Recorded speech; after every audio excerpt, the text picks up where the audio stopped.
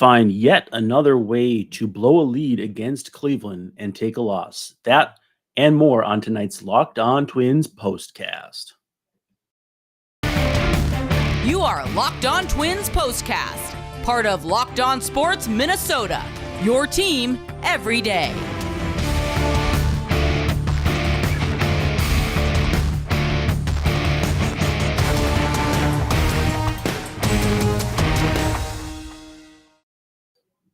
Well, hello, we are here for a Locked On Twins postcast. I am your solo host tonight, Brandon Warren. We'll make sure we got the camera going right here. And before we get to tonight's game, a disappointing one as it was, betonline.net. If you want to get your bets in, whether it's for if the Twins can make the improbable comeback the rest of the way in this series and maybe find their way into the postseason or any NFL, NCAA, whatever action you'd like to bet, betonline.net is the place to check out. It's where the game starts. Speaking of where the game starts, well, where do we start with this Twins game tonight? I'm feeling kind of lost without Nash, if I'm being perfectly honest. But Twins drop at 4-3. 4 runs in the final 2 innings for Cleveland. And let's focus on the positives first. Bailey Ober was terrific coming back in his first outing after being on the 60-day injured list with a groin issue. And to see him go 5 innings as he did, only 70 pitches, but he looked like he was in command all night long, mixing and matching with a low 90s fastball. I thought he moved in and off the zone quite well, but yeah, just another typical Twins loss, as some people have said in the chat here. I'm going to share that from Luke Gaming. Yeah, classic Twins loss. Yeah, first of all, I want to say I saw people saying that Bailey Ober should have stayed out longer, and I don't buy that at all. Making his first start in more than 2 months. In fact, I believe it's more than 3 months. And so, yeah, the Twins milked what they wanted to get out of him in 5 innings. Michael Fulmer came in and did the job. Beyond that, Caleb Thielbar only getting 1 out in the 3 batters he faced certainly was not part of the plan. And then as that inning progressed in the 7th, let's take a little rundown here. The Nick Gordon error came on an 0-2 count, or after an 0-2 count. Miles Straw reached after an 0-2 count. Rosario reached after an 0-2 count. Ramirez reached after an 0-2 count. And so in the final 2 innings for Cleveland, 3 batters reached on 0-2 counts in total.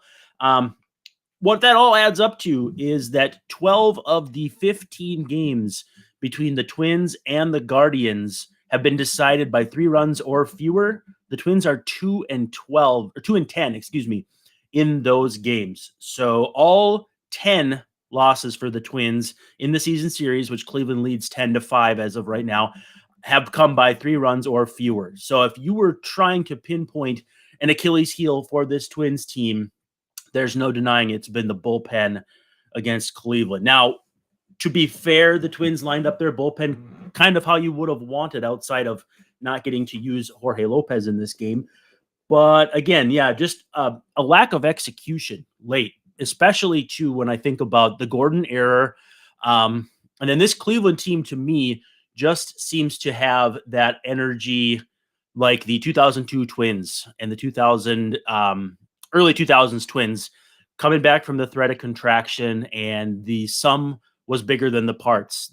I don't know if they necessarily have a Jose Ramirez on that 2002 Twins team, but otherwise it was just a bunch of kind of young, unsung guys getting it done. And that's the same kind of energy that I feel in terms of what the Guardians bring to the table right now. Big hits whenever you need them and that sort of thing.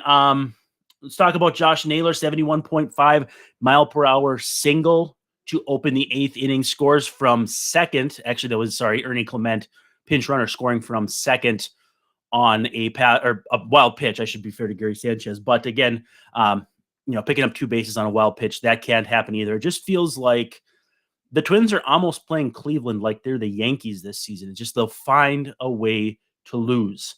And then you get into that bullpen. Trevor Stephan is absolutely filthy Emmanuel Clase, even without the benefit of a strikeout, comes in and does what he does. Just a very, very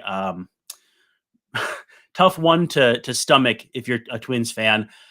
4 to go yet in the series. Still a chance for the Twins to take the last 4, which again is obviously going to be very much a tall ask of them. But as I noted, I had a pregame radio hit with Munch on WTAM 1100 in Cleveland, and I said this Twins offense will score early and then we'll go into hibernation. And they scored 1 run in the 3rd, 2 runs in the 4th, and then nothing the rest of the way. It's a familiar script that we've seen when combined with a bullpen that's been leaky for much of the season. Again, not so much now that they are in the post deadline where they have the bullpen kind of built a little bit better than before. But there's just been no synchronizing of this offense and this pitching staff at any point this season. And, the Twins have nobody to blame but themselves. They were up 5 games not that long ago. They were up like 10 days ago. They were still up in the division. And so, you can look back on injuries. You can look back on putting Emilio Pagan out there to basically give up a handful of games against Cleveland, which would be huge in the standings right now. You can talk about how the bullpen was built. You can talk about any number of things. But at the end of the day, the Twins put themselves in a position to have a chance to run away with this division and simply didn't. I was going to say I simply chose not to, but they didn't, right? They weren't able to do that. We'll open up the floor for questions too if we got some here in the chat. Kyle Weinmeier says bullpen situation for tomorrow looks quite rough as well, which might be the worst part of losing this one. Yeah, the other difficult thing is that, it's Josh Winder and Louis Varland too. So who knows how much length the Twins are going to get from those two guys. We might be seeing a fair amount of Emilio Pagan tomorrow, which is, a very sobering thought here. Jacob Tobin says he's surprised Duran pitched because he pitched last night. At this point in the year, there's nothing really to hold a guy back for. And so as a result, Duran most certainly won't pitch tomorrow, but then that's 2 games instead of 1, which is all the more reason why this is such a demoralizing loss. But again, Nick Gordon error, and then everything just kind of snowballs from there. Countless 0-2 counts that were not finished by pitchers who can finish 0-2 counts. it wasn't like it was, this year's Tyler Duffy trying to finish off guys with 0-2 counts. And it just, for whatever reason, Caleb Thielbar couldn't do it. Griffin Jacks couldn't do it. Even Joan Duran had trouble putting guys away. So, it's hard to really know what else to say here. It's frustrating. The Twins have to win these last 4 or it's pretty much over. Josiah wants to know any roster moves I would make. Well, I think if Max Kepler wasn't available tonight, you got to have Wallner on the roster tomorrow for a couple games against, the Guardians the rest of the way, and at least one right-handed pitcher. I can't remember if Pilkington is left-handed or right-handed, but again, you need Wallner in there. You need some kind of offensive thump. There's a chance he won't be any good because a lot of times guys, when they're on their first big league foray, aren't that good. But it's a possibility that he's a lightning in a bottle kind of guy too. So bring Wallner up and give him a shot. Kepler's not helping you right now. Jake Cave had a good game today, but hasn't helped mostly in recent action. Gilberto Celestino's been hit and miss, mostly miss, not as much hit. So I definitely think you probably have to give Wallner a look. Eric Berget says, why am I so frustrated and disappointed in a team that was in contention for a worst to first season? Easy for me to say. They were atrocious last year. Why can't I appreciate simply being relevant?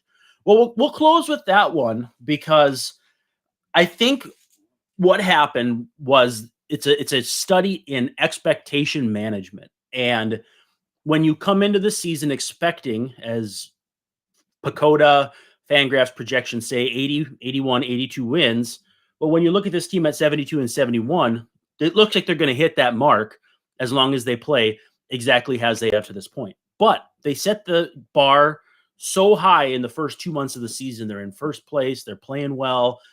there are signs of issues that could crop up. I mean, Emilio Pagan's whip, for instance, was not good even when he was more he was helping the team more than he is now, let's just say, at the back end of ball games. And so there were signs that it might not stick. But then they've just gone through this last 2 month, probably 3 month stretch of just cratering, just playing like a 65, 70 win team. And so it gives you two separate vantage points of a team that played at a 90 win pace and a 70 win pace. If you never played at that 80 win pace, it never really gives you that feeling like that's who this team was. That's what their identity was this season. So it's unsatisfying from the fact that it basically was like the that prospector on Price is Right, where you're going up and then all of a sudden you fall off the cliff. Well, there's no coming back up this cliff outside of taking the next 4 against Cleveland. And, we've all seen how this season series has gone. It's 10-5 Cleveland. Cleveland has won all 10 games decided by 3 runs or fewer.